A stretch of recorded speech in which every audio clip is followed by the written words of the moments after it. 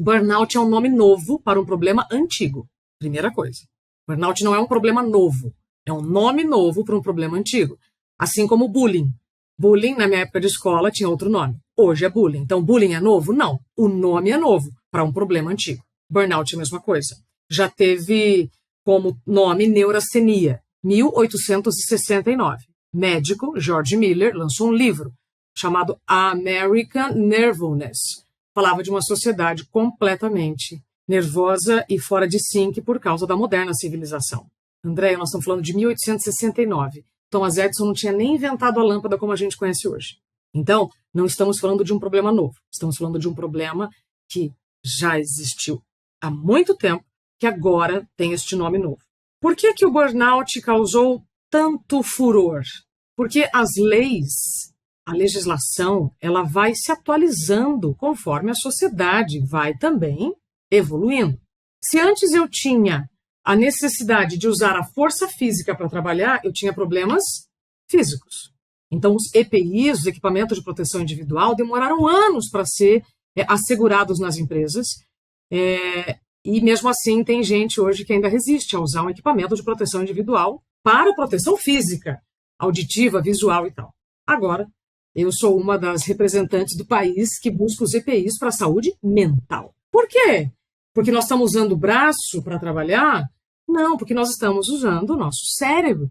A nossa capacidade cognitiva ela tem sido cada vez mais testada por tanta conexão, certo? Por tanta necessidade de raciocínio. Então, o burnout causa furor porque mostra a nossa fragilidade como ser humano, que mesmo com os EPIs para segurança física, nós não resolvemos o problema dos excessos ou ambientes que podem ser inseguros. Não, existem outras áreas do corpo, lembrando que a mente faz parte do corpo, que também precisa de atenção.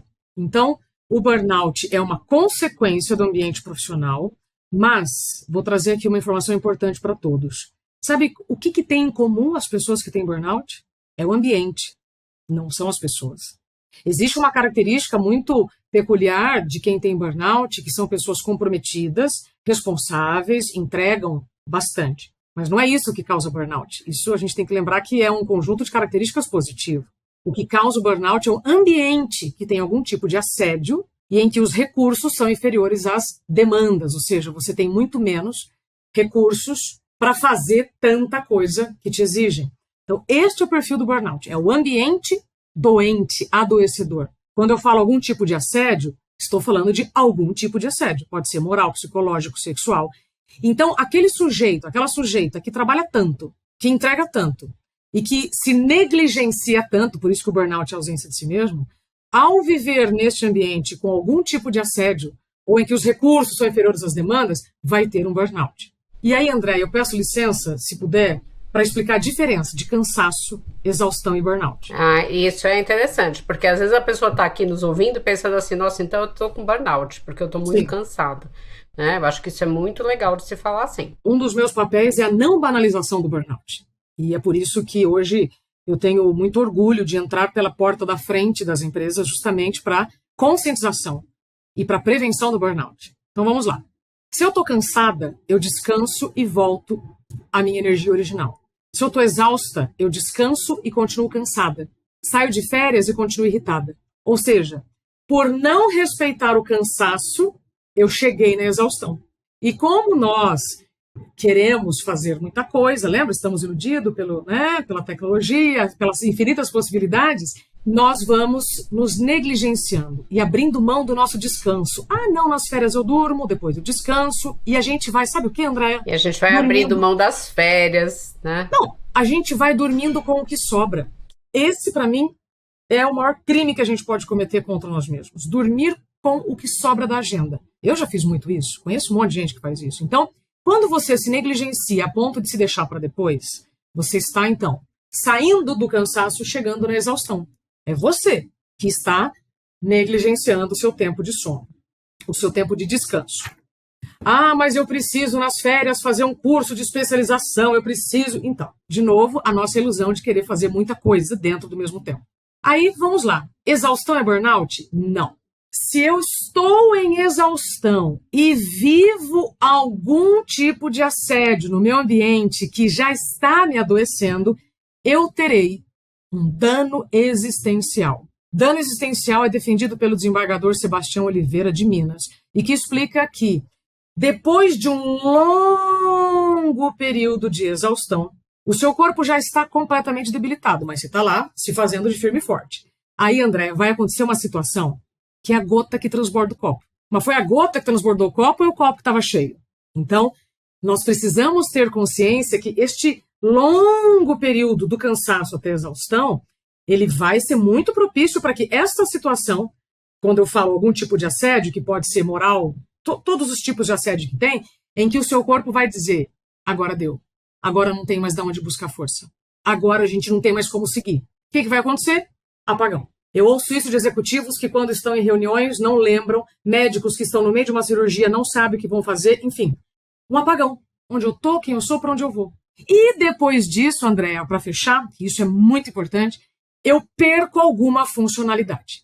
A classificação internacional de funcionalidade, CIF, ela quase não é mencionada para os diagnósticos de burnout, e eu estou levantando também agora essa informação.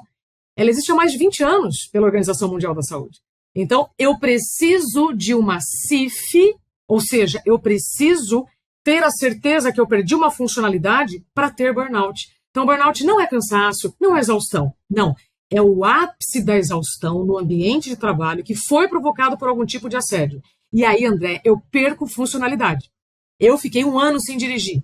Eu fiquei meses sem compreender um texto. É como se eu pegasse aqui esse livro, abrisse aqui, estou mostrando, tá, gente, um livro aqui, e não conseguisse compreender o que está escrito. Foram meses assim. Então, eu não tenho dúvida nenhuma que o que eu tive foi um burnout. Percebe? Então, existe muita banalização do termo e existem muitas pessoas vivendo um burnout sendo desqualificadas por médicos, gestores, etc., porque não tem a informação da CIF. Senão, se você perdeu funcionalidade, é diferente de um cansaço, né, André? Sim, sim.